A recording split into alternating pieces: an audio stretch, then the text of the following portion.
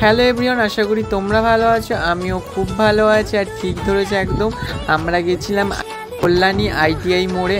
কারণ এর আগের ব্লগে তোমরা দেখেছিলে যে নৈহাটি আমরা পুজো দিতে গেছিলাম বড় মার কাছে। তাই ভাবলাম সকাল সকাল পুজো দেওয়া হয়ে গেছে আর গিয়ে ঘুরে আসি কেমন হয়েছে।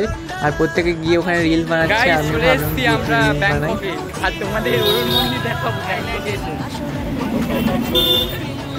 দেখতে থাকো গাইস, কোথায় যাচ্ছি গাইস।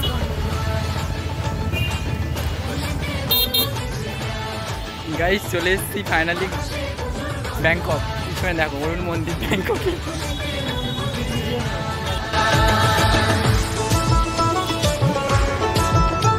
গাইস আমরা কল্যাণী ITI মোড়ে চলে এসেছি। আর এবছরের থিম হয়েছে ওদের ব্যাংককের অরুণ মন্দির। আর কেমন হয়েছে আর সেটা আমি দেখাচ্ছি।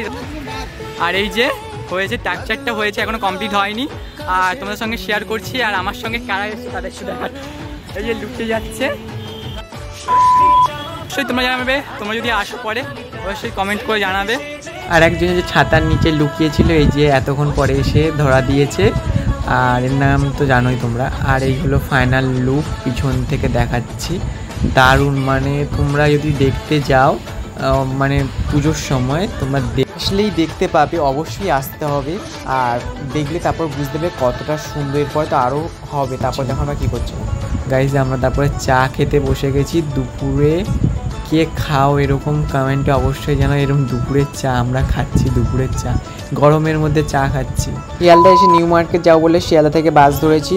আর ধর্মতলায় মিটিং হয়েছে, তার জন্য ঘুরে ঘুরে যাচ্ছে বাসা, তার জন্য ঝামেলা লেগে গেছে। আর তারপরে আমরা মেট্রো ধরে চলে এসেছিলাম নিউ গড়িয়া। এটা কি তোমরা কেউ দেখছো? আমরা বেরিয়েছিলাম সকাল, আর এখন হয়ে গেছে সন্ধ্যে। গাইস আমরা রাত 12টার পরে বেরিয়েছি, স্টেশনে গেছিলাম। আর এখন যাচ্ছি বাড়ি যাচ্ছি। আর আমার মানে হ্যাঁ ভূতের সঙ্গে গল্প করছিলাম। রাস্তায় ভূত বেরিয়ে পড়েছে গাইস, রাস্তায় কেউ কোথাও নেই। আমার দুজন এই গাই দুটো এই যে যাচ্ছে হেঁটে হেঁটে, গল্প করতে করতে যাচ্ছি। ভূতগুলো লুকিয়ে গেছে আমার কেউ নেই। আজকে তোমাদের ব্লগটা একটু অন্যরকম শেয়ার করলাম, কেটে কেটে যেখানে সেখান থেকে। আসলে ব্লগ করার চিন্তা ভাবনা ছিল না তারপরে, আর তাও করেছিলাম। আর কেমন লাগছে অবশ্যই জানাবে। দেখা হয় পরে।